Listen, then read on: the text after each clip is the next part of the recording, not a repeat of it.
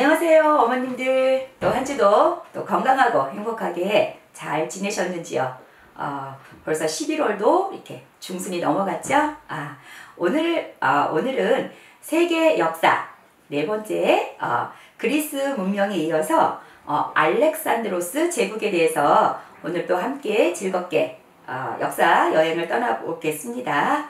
오늘도 함께할 빛나는 광쌤 김광순입니다. 알렉산드로스 대왕 하면 어머님들은 무엇이 떠오르나요? 저는 알렉산드로스 대왕 하면 어떤 자신감, 패기, 또 리더력 이런 것들이 떠올라요. 굉장히 젊은 나이에 왕이 된 사람이거든요. 근데 이제 우리 누구에게나 꿈이라는 게, 목표라는 게 있으면 우리가 어떤 일을 해나가고 도전하는 데 굉장히 큰 원동력이 되고 힘이 되죠. 이 알렉산드로스 왕에게는 왕자 시절부터 꿈이 있었어요. 어떤 꿈? 대제국을 이루는 꿈. 어떤 대제국이냐면 내가 세상에서 가장 넓은 땅을 정복하고 다스리는 그런 왕이 되겠다는 그런 포부, 원대한 꿈을 가지고 있었죠. 그럼 이제 이 알렉산드로스가 태어난 나라는 도대체 어디인가? 바로 마케도니아라는 곳이에요. 마케도니아?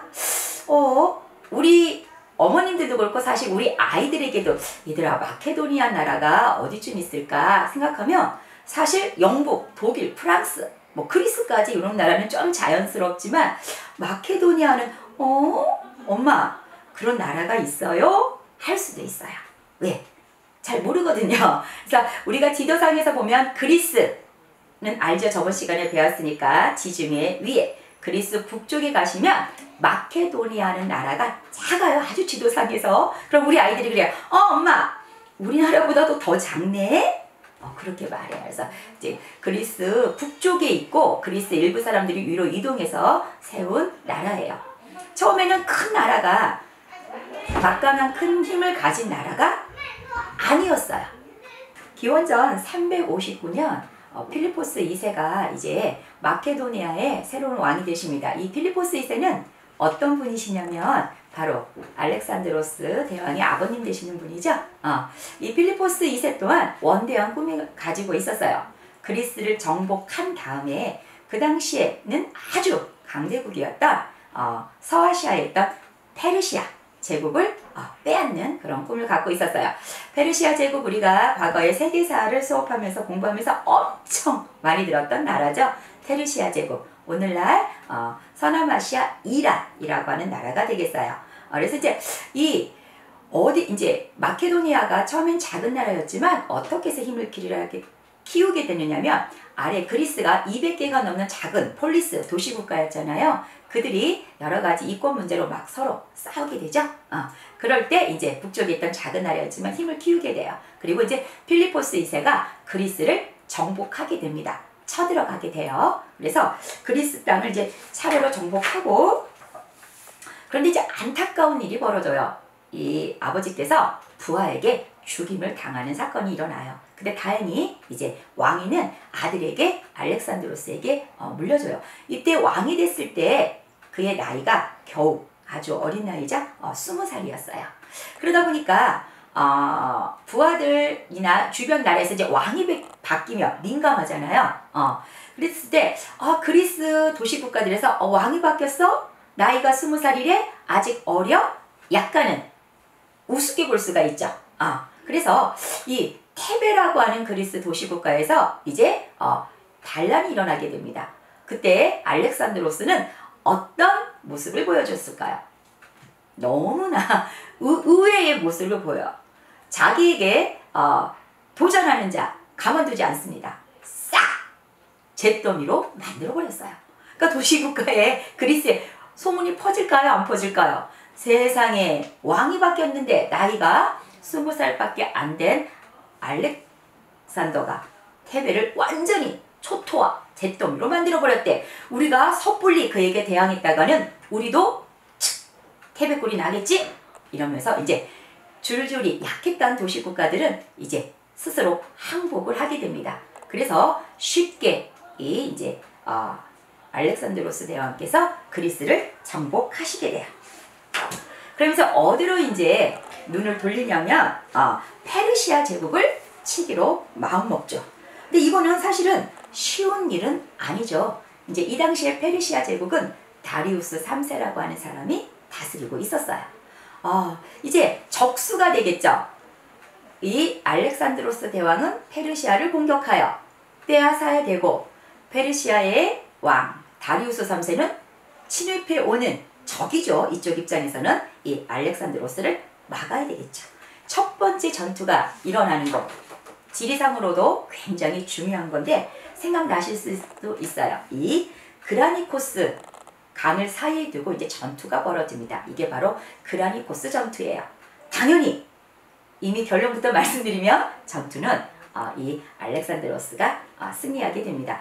근데 알렉산드로스는 전투마다 어떤 모습을 보여주냐면, 이제 세계사 전쟁에서 보면 왕과 많은 장군들과 이제 부하들이 쫙 나가게 되겠죠.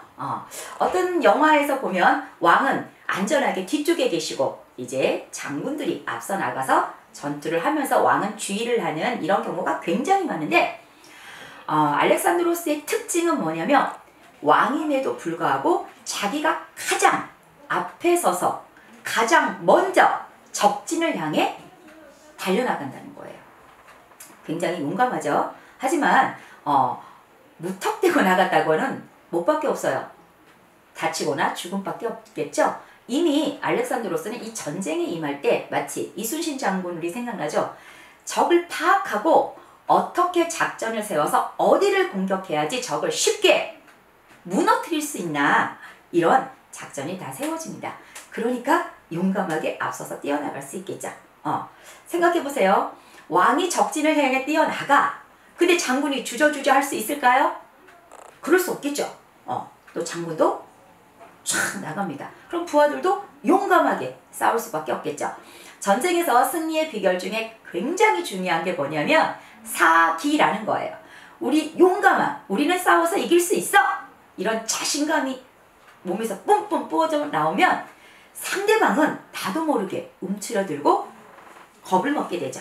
이래서 이 그라니코스 강 전투에서 이 알렉산드의 이 용기, 적을 뚫고 나가는 이 돌파력으로 인해서 첫 승리를 거두게 됩니다.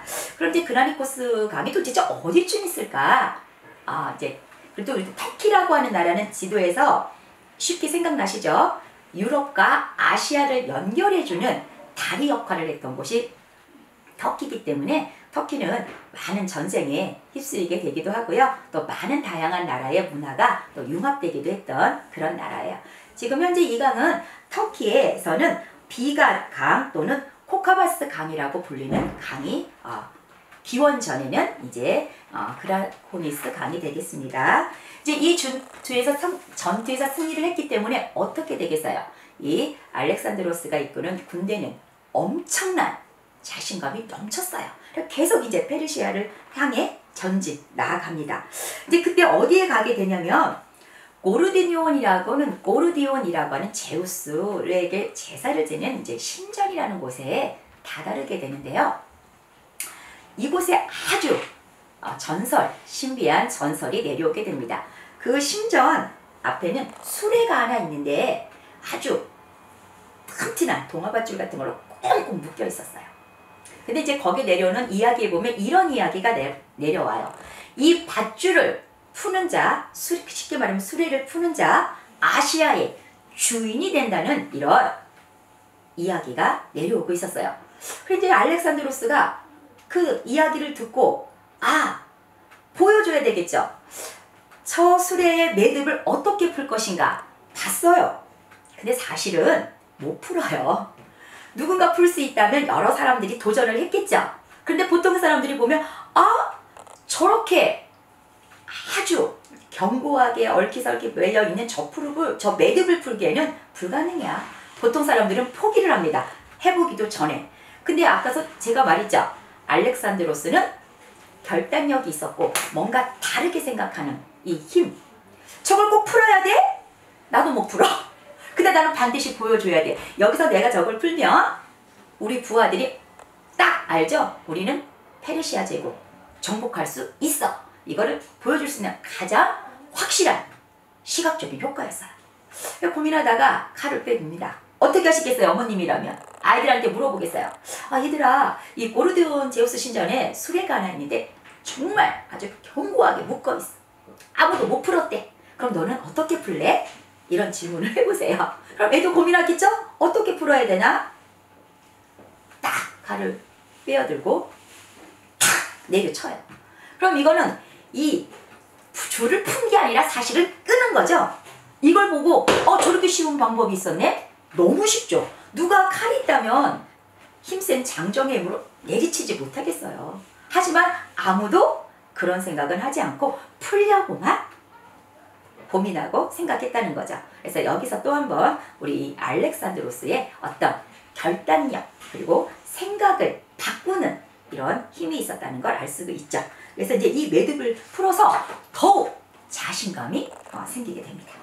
그 다음에 아주 또 하나 기막힌 역사에 남는 전투가 하나 기다리고 있죠. 바로 이수스 전투입니다. 이수스는 이제 아주 넓은 평원이에요. 평원에서 싸운다고 하면 어떻게 싸우겠어요? 보통 정쟁에 보면 기마부대 있죠. 말을 탁 타고 고대사의 영화, 이제 과거의 영화를 보면 기마부대가 쫙 앞으로 나옵니다.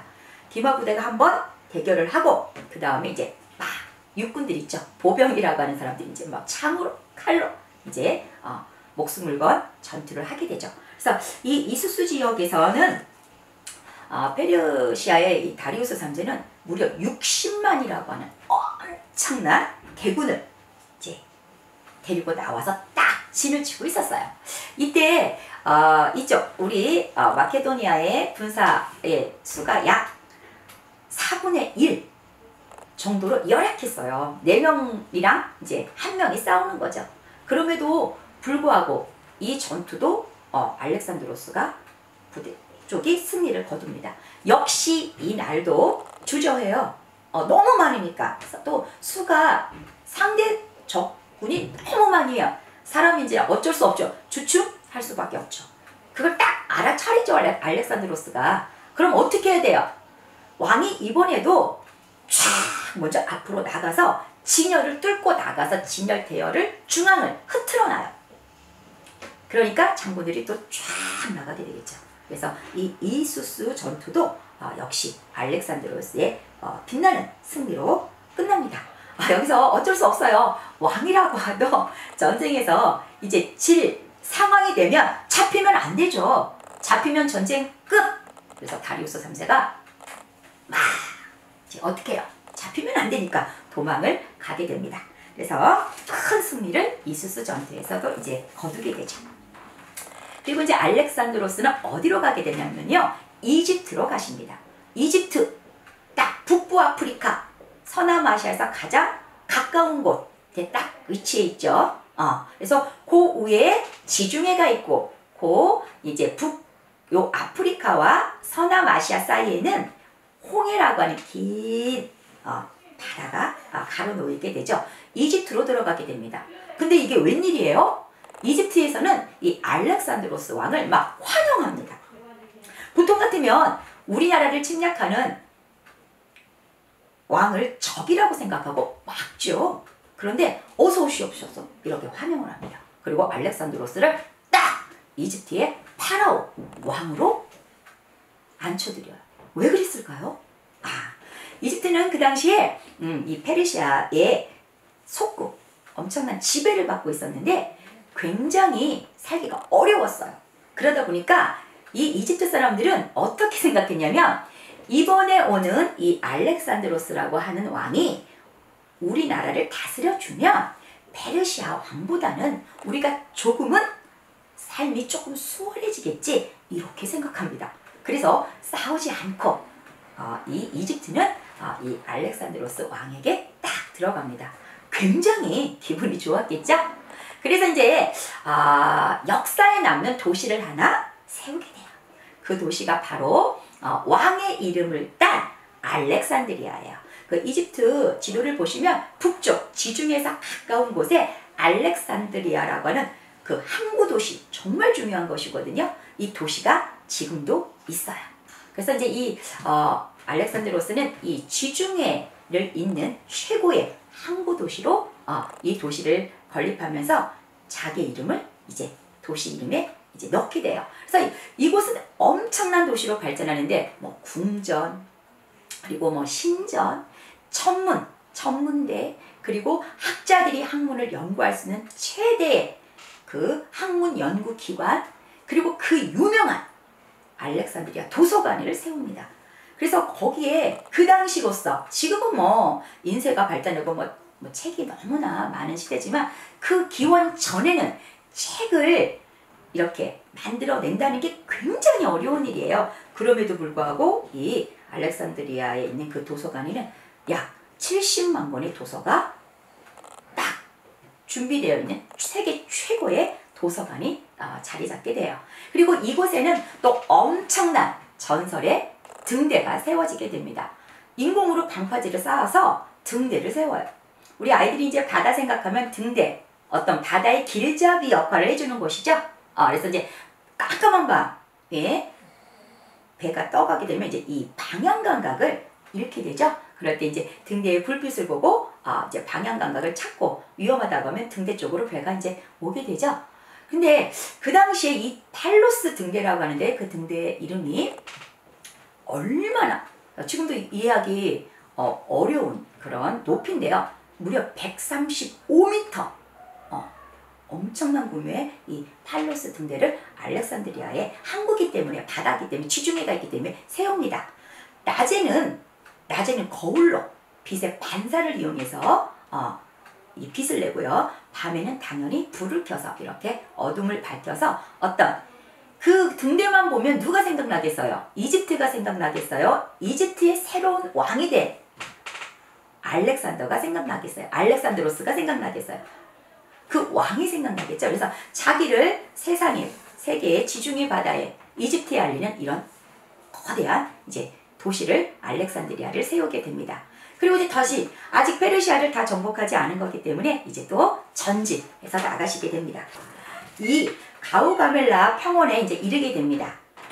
이곳에서도 이 다리우스 이제 왕께서 딱 이 적을 맞이하러 이미 나와 있었어요. 뭐 역사에서는 약 100만 대군이라고 하는데 뭐 이거는 정말 너무 많은 숫자고 그 정도는 아니지만 그 정도로 이 알렉산드로스 대왕의 군대를 막기 위해서 총력을 가했다는 거죠. 이 전투도 역시 가우가멜라 전투도 우리 알렉산드로스 대왕의 승리로 끝납니다.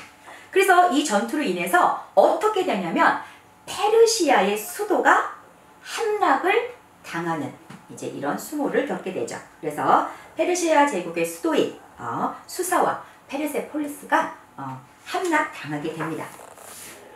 그래서 이제 페르시아 제국은 알렉산드로스 왕의 차지가 됐어요. 그래서 이제 어떻게 땅이 넓어졌냐면 그리스, 바로 마케도니아 바로 아래 있는 그리스 도시국가 점령했죠. 바로 그 밑에 지중해에 있는 북부 아프리카의 가장 중요한 고대 도시이기도 하죠. 이집트도 점령했습니다. 그리고 이제 그 아버지 필리포스 2세의 꿈이었던 그 얼마나 먼 길이에요. 사실 점령을 해서 이제 수도까지 함락하고 페르시아 제국을 빼앗았어요. 그래서 페르시아 제국의 왕이 됩니다. 그럼 세계 나라의 왕이 돼요. 이름으로 인하니까 제국이라고 하는 이런 이제 타이틀이 붙게 되는 거죠. 근데 보통 같으면 꿈을 이뤘어요. 꿈은 페르시아 제국을 까지 정복하는 거였거든요. 근데 더 욕심이 생겼어요. 다른 꿈이 또 하나가 생겼어. 바로 지도 보시면 이제 조금 더 가시면 인도 있죠. 인도까지 딱 나는 인도까지만 점령을 하고 싶어. 알렉산드로스 대왕이. 그래서 인도를 향해 이제 진격하게 됩니다. 힌두쿠시 산맥을 넘어서 인도로 가게 되는데요. 산맥을 넘는다고 상상을 해보세요. 그 많은 군사들과 함께. 이거 쉬운 일이 아니죠?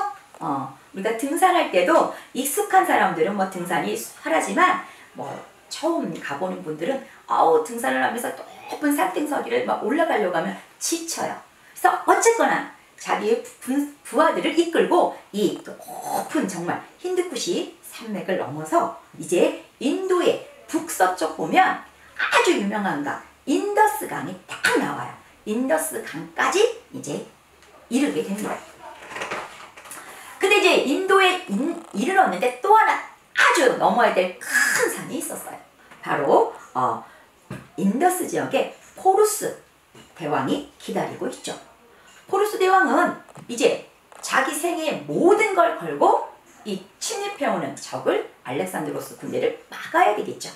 근데 이제 이 마케도니아 병사들은 여기서 태어나서 처음 보는 동물이 하나 있었습니다. 어떤 동물일까요? 힌트. 코끼리 아저씨는 네, 코끼리였습니다. 코끼리가 다 자라면 한 5톤 이상 나가잖아요. 어마어마한 동물이죠. 근데 너무 놀란 거예요. 그래서 겁을 먹었단 말이에요. 우리가 이번에 이길 수 있을까? 이런 상태에서 또 알렉산드로스가 우리 병사들 겁먹었네. 사실 나도 저런 동물 처음 봤어. 나도 주춤할 수 있지만 그 모습을 1도 병사들에게 보이면 큰일 나는 거예요. 사기 떨어지죠? 이길 수 있는 전쟁도 질 수가 있습니다. 그래서 알렉산드로스 대왕이 딱 나갑니다. 긴 창이죠.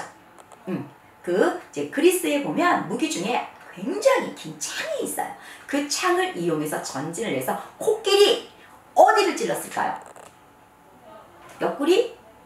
목? 어디를 찔렀을까요? 가장 민감한. 네, 긴 창으로 코끼리 눈을 찌릅니다. 그럼 코끼리가 어떻게 되겠어요? 우리 눈에 작은 눈썹 하나만, 작은 먼지 하나만 들어가도 이렇게 굉장히 불편하잖아요. 코끼리가 난리가 났어. 난동을 부리고 소리를 지르고 다리를 세우고 그 코끼리 등 위에 탔던 이제 병사나 이런 장군들이 막 떨어지고 이제 오합지졸 엉망진창이 됐어요. 이런 상태에서 이 알렉산드로스의 이제 군대가 쫙 나가서 집중적으로 공격을 하게 됩니다. 그래서 역시 이 전투에서도 우리 알렉산드로스 쪽이 승리를 하시게 됩니다. 그리고 그러니까 이제 인도의 북서쪽까지 이제 차지하게 된 거죠. 그래서 포루스 왕은 결국은 알렉산드 대왕에게 이 전투에서 항복을 하게 됩니다. 그래서 이제 이 알렉산드로 대왕에게는 인도가 차지하는 꿈이 가까워졌죠. 그런데 이제 문제가 생겼어요. 세상 일이 다 내 마음대로 되지 않을 때 굉장히 많죠? 근데 이제 문제는 뭐냐면 적이 아니었어요. 그럼 누굴까요? 적이 아니라 바로 지금까지 그 먼 원정을 온 나의 부하들이었어요. 너무 지쳤어. 그리고 왜 또 이렇게 지쳤냐면 날씨의 영향도 굉장히 많이 미쳤어요. 한 2달 정도 막 계속 비가 내리기 시작하는 거예요. 그럼 어떻게 돼요? 막 싸울 때는 그 싸우는 힘에 때문에 막 싸우게 되죠. 하지만 이렇게 비가 내리기 계속 일주일, 한 달 이상 비가 내리게 오면 사람들이 앞으로 전진을 못하게 어딘가에 모여있게 되는가 움츠러들게 되죠. 그럼 어떻게 돼요? 비가 오는 날이면 커피도 한 잔 생각나고 왠지 시골에 계신 어머니도 생각나고 약간 이런 향수병에 적게 된 거예요. 가족이 생각나는 거야. 그리고 너무 힘들어. 더 이상은 못 싸우겠어. 그래서 알렉산드로스 대왕에게 말합니다. 왕이시여, 우리 이제는 더 이상 지쳐서 못 싸우겠어요. 저희 고향으로 이제는 집으로 좀 보내주세요. 이렇게 간절하게 말을 합니다. 그 말을 듣고 알렉산드로스가 어떻게 했을까요? 조금만 더 참아. 인도 다 왔어. 요거까지만 하고 너희에게 엄청나게 많은 거를 주겠어. 그리고 고향으로 돌아보내줘서 조금만 더 싸우자. 이렇게 했을까요? 얼마나 그 모습이 간절했으면 이제 알렉산드로스도 더 이상은 안 되겠구나. 여기서 전쟁 끝. 그리고 이제 고 인더스 강, 인도 북서쪽 강까지만 이제 정복을 하게 되고 인도를 전체를 뺏지는 못해요. 근데 하지만 엄청난 그 페르시아 제국을 이제 정복했기 때문에 이제 다음 과제가 남아 있어요. 땅을 뺏을 때는 계속 작전을 세우고 적진을 향해 진격하고 죽기 살기로 싸우고 또 그래서 이기면 승리의 기쁨으로 또 다른 전쟁을 준비하죠. 근데 전쟁은 끝났어. 그럼 이제 뭐를 해야 되나요? 내가 왕이라면 이 넓은 제국을 이제는 어떻게 다스려야 되나? 많은 과제들이 남아있죠. 그곳은 우리가 사는 같은 민족이 당연히 아니죠. 생긴 것도 달라, 말도 달라, 뭐 문화 풍수 뭐 다 다르죠. 이렇게 다른 사람들과 함께 큰 어려움 없이 어떻게 이들을 이끌어갈고 내 백성으로 이끌어갈까 고민에 빠지게 되죠. 그래서 이제 어떻게 하시냐면 우리가 배웠던 아마 헬레니즘 문화 생각나실 거예요. 이 헬레니즘 문화가 뭐냐면 그리스의 이 문화를 알렉산드로스 대왕이 이 페르시아에 이제 도입합니다. 그래서 이제 이 페르시아 쪽 이제 이 백성들에게 그리스어를 가르치고 그리스식으로 군대 훈련을 시키고 그리고 또 그리스에서 많은 사람들을 이주해 와서 살게 합니다. 그리고 가장 먼저 우리는 이제 같은 나라야. 이 융합을 보여주기 위해서 가장 먼저 결론을 내린 것 중에 하나가 뭐냐면 이 알렉산드로스 대왕이 다리우스 3세의 딸, 공주죠. 그러니까 페르시아의 공주님이셨죠. 이분과 결혼을 합니다. 그러니까 결혼이라는 게 뭐예요? 우리가 사사료도 한 집안과 한 집안이 만나서 가정을 이루면서 이제 하나로 가정으로 이제 이끌어가는 거잖아요. 그래서 왕이 먼저 이 공주와 결혼을 하고 자기를 믿고 따라왔던 장군들 있죠. 장군들에게도 이 페르시아 여인들과 결혼할 것을 이제 권장하게 돼요. 그러니까 이제 왕이 먼저 했어. 근데 저는 안 해요. 물론 그러신 장군들도 있었습니다. 하지만 대부분은 이제 왕이 먼저 하셨기 때문에 대부분 이제 그 페르시아 여인들과 많은 그 마케도니아 이제 장군들 이 사람들이 이제 결혼을 하시게 돼요. 그리고 끝까지 반대했던 인물 중에 처형을 당하는 인물들도 있었어요. 그래서 자연스럽게 이제 가정을 이루다 보니까 뭐 페르시아 문화도 그리스 사람들도 이제 사용을 하게 되고 또 그리스 문화도 페르시아 사람들도 함께 이렇게 생활 곳곳에서 활용을 하게 되면서 자연스럽게 그리스 문화와 페르시아가 문화가 만나서 또 더 발전된 또 새로운 문화로 발전하는 게 그 세계사에서 굉장히 중요한 헬레니즘 문화가 이제 탄생하고 꽃을 피우게 되는 계기가 바로 알렉산드로스 대왕의 대제국 건설에서 가능했던 일이에요. 그래서 이렇게 보면 이제 오늘은 다 이제 이야기가 거의 끝났는데요. 아까 이 알렉산드로스 대왕의 그 지혜, 어떤 용감함 이런 걸 보여주는 일화가 하나가 있어요. 어머니들도 아실 거예요. 그 알렉산드로스 대왕에게는 자신의 몸과 같이 정말 너무나 소중한 말이 하나 있었어요. horse, 말. 그 말 이름이 바로 부케팔러스예요. 이 부케팔러스를 이제 어떻게 만나게 되냐면 이제 왕자 시절에 어떤 상인이 말을 갖고 와요. 거의 야생마에 가까운 굉장히 사나웠대요. 그러니까 사람들이 감히 그 말을 가까이 가지 못하고 아버지조차도 빨리 데려가 버려 이렇게 했어요.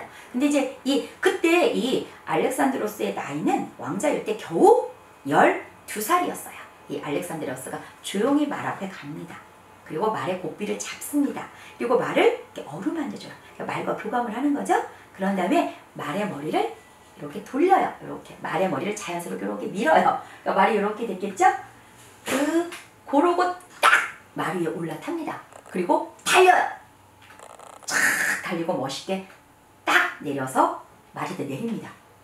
아무도 그 야생말을 길들이지 못할 거라고 생각했는데 이 12살 어린 소년이 그 말을 길들인 거죠. 거기서부터 이제 사람들은 와, 알렉산드로스 왕자는 정말 대단하구나. 어떤 큰 일을 할 수 있겠구나. 이제 이런 생각을 하게 되는 일화예요. 그래서 여기서 보면 그가 말에 대한 습성도 잘 알았다는 거예요. 부케팔러스가 이렇게 굉장히 사납게 날뛰었던 이유는 자신의 그림자를 보고 놀래서 그래서 그림자를 보지 못하게 말머리를 돌려서 자기가 탁 타고 이제 달리게 되는 거죠. 그래서 이제 이 모든 전쟁, 첫 번째 그라코니스 강을 끼고 하는 그라코니스 전투부터 이제 인더스 강에 와서 포루스 왕까지의 전투까지 이 부케팔로스를 타고 매 전투에서 이제 활약을 하시게 돼요. 그래서 너무나 귀한 건데 안타깝지만 이 사람도 전쟁을 하다가 다치고 돌아가시게 되죠. 죽음을 맞게 되는 경우가 있는데 인더스에 왔을 때 그 포루스 왕과의 전투에서 부상을 입어요. 이 부케팔로스가. 그래서 결국은 죽게 돼요. 그러니까 이 알렉산드로스 대왕이 이것도 이러한데 너무나 슬프죠. 마치 내 몸이 없어지는 것처럼 그런 고통을 느끼고 너무너무 슬퍼하셨다고 해요. 그래서 내 몸과 같은 이 말을 그냥 죽게 할 수는 없다. 그래서 그 말의 이름을 따서 도시를 또 하나, 도시에 그 말의 이름을 붙여줘요. 그게 바로 알렉산드리아 부케팔라라고 하는 도시를 또 세워줍니다. 그리고 이 은화, 옛날에는 이제 뭐 금화, 은화 이런 동전을 만들죠. 이 은화 동전에도 이 부케팔로스 말을 조각해서 이제 이 말을 역사에 남기게 돼요. 그래서 이 말이 이 부케팔로스가 그리스어로는 소의 머리라는 그런 뜻을 가지고 있다고 해요. 이런 것도 또 상식으로 재무로 알고 있으면 굉장히 좋을 것 같습니다. 그리고 이 부케팔로스의 모습은 그 이탈리아 폼페이 그 유적에 가면 뭐 그 유적이나 동전에서 많이 발견되어서 이 말이 함께 전생에 전 전쟁에서의 일대기를 함께한 말로 유명합니다. 그런데 이제 안타까운 것은 이렇게 대제국을 건설하고 오랫동안 잘 다스리고 그 제국을 자식에게 물려주지는 못해요. 갑자기 이제 이 전쟁을 다 마치고 열병에 이름 모른 이제 굉장히 고열로 열병에 시달리시다가 이제 돌아가시게 돼요. 그 돌아가신 나이가 안타깝게도 너무 젊어요. 한 몇 살이었을까요? 33세에 돌아가시게 됩니다. 그리고 후계자도 아직 정하지 못한 상태에서 갑자기 죽음을 맞게 돼요. 그럼 어떻게 되겠어요? 이 큰 그리스, 이집트, 이쪽 페르시아 어떻게 되겠어요? 누군가 한 사람이 갖기에는 너무 땅덩어리가 크게 되겠죠. 그래서 새 이제 부하 장군들이 나눠 갖게 돼요. 그래서 이제 마케도니아, 이제 이 이집트, 이제 이쪽 서아시아 쪽 시리아로 나눠서 이제 분열돼서 나눠서 다스리고 되고 그 후에 시간이 많이 지나서 이탈리아, 그 당시에 로마죠. 그 당시로는 로마에게 마지막에는 이제 결국은 정복당하게 됩니다. 그래서 이제 오늘은 세계에서 유럽에서 아시아까지, 이란까지, 인도 북서쪽 인더스강까지 총력을 다해서 자신의 모든 인생을 걸고 그리고 부하들을 잘 이끌어서 역사에 이런 대제국을 남겼던 기원전 마케도니아의 왕, 이 알렉산드로스 대왕, 알렉산드로스 제국에 대해서 오늘은 다 같이 또 공부해 봤습니다. 반드시 지도에서 마케도니아 꼭 찾아주시고요. 이집트 딱 내려와서 한번 찍어 주시고요. 터키 딱 한번 알려주시고요. 쭉 안으로 들어와서 이란이라는 나라 꼭 보여주시고요. 조금 더 오셔서 그리스 북서쪽 인더스강 여기 지금도 흐르네. 인더스 강까지 보여주시면서 이만큼을 이 알렉산드로스라고 하는 왕이 기원전 약 324년경에 대제국을 만들었던 왕이 있었다는 거 아이들하고 한번 이야기해 주시고 또 지리도 한번 꼭 지도에서 찾아봐 주시길 바랍니다. 오늘 강의도 잘 들어주셔서 감사하고요. 다음 주 5번째 강의는 이제 어느 나라로 가느냐면 마우리아 왕조로 갈 거예요. 그래서 이 마우리아 왕조의 아소카와 또 불교 전파의 정복군주였다가 불교 전파에 큰 공을 세운 이 아소카 왕에 대해서 다음 시에는 또 즐거운 역사 공부를 해보겠습니다. 오늘도 우리 어머님들과 함께 했던 빛나는 광쌤 김광순이었습니다. 감사합니다.